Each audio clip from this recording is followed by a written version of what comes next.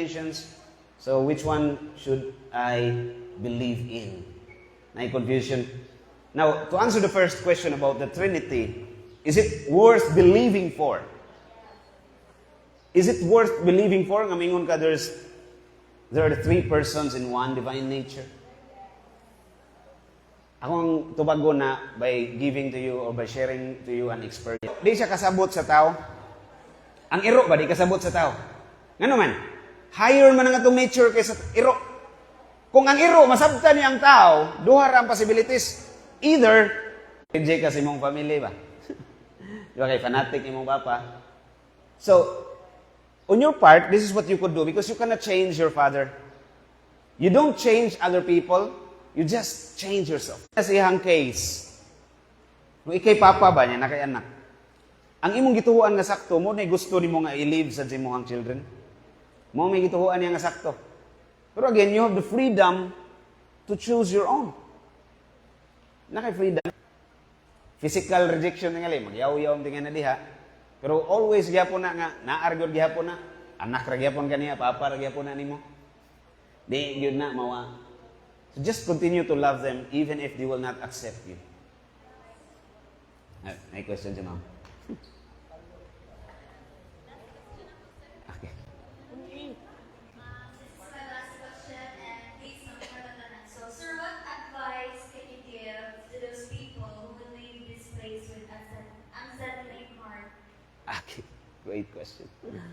Kaya ito niya. Bisag asa kaning kalibutan na. No matter how much you try to settle down, not only upon leaving this place, no matter how much you try to settle down, it will always be true that you are a visitor. Pilgrim na kita diri sa kalibutan.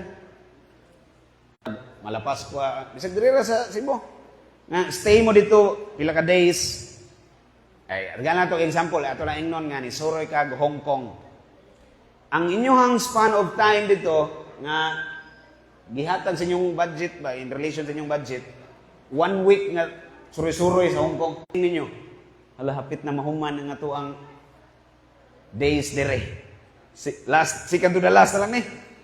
So you're starting to buckle up nga, I'll make the best out of it.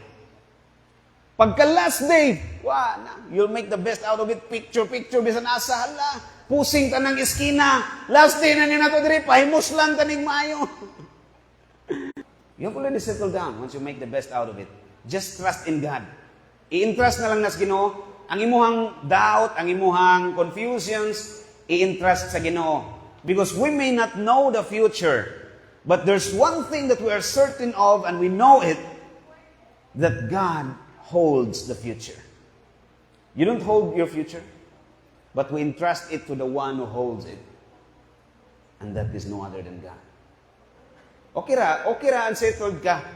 Pero i-entrust na sa Ginoo. Dili pwede nga muhunong ka diha. Dili pwede nga, okay, nani lang ko, unsettled forever. I-entrust na ni Lord. Lord, you don't have to worry about any other else. The only thing that you have to worry about is this question of, am I doing my best right now? Am I giving my best shot? Maura na. Ang Ginoo na'y bahala sa the rest. Kana lang, buhat lang ta sa atong part. Ang Ginoo na'y bahala sa rest. Nabita tayo sa kabata, nga giingnan sa pare ba? Do your best and God will do the rest. Kasi sabot ni mo na dong. Kuya kay siya interpretation, siya, ang ibig sabihin yan, Father, do your best, tapos si God magpapahinga. God will do the rest. Wow, nakaka-inspire naman yung interpretation mo. Now, si Lord na ibalas tanan, but give your best shot lang, bisag unsettled pa ka. Kaya di man ito na mapugos. Alangan na magsaon at tukon na. Di na ito mapugos. And, I don't know, what time is it? Can you help me with the time? 9:50? 9:50? 51. Okay. So I will give you time. Ano pa ba mangutan na, by the way? Si sir, last. Sige. Okay, para makasuwat mo. Okay, last atong si sir. Sa First Corinthians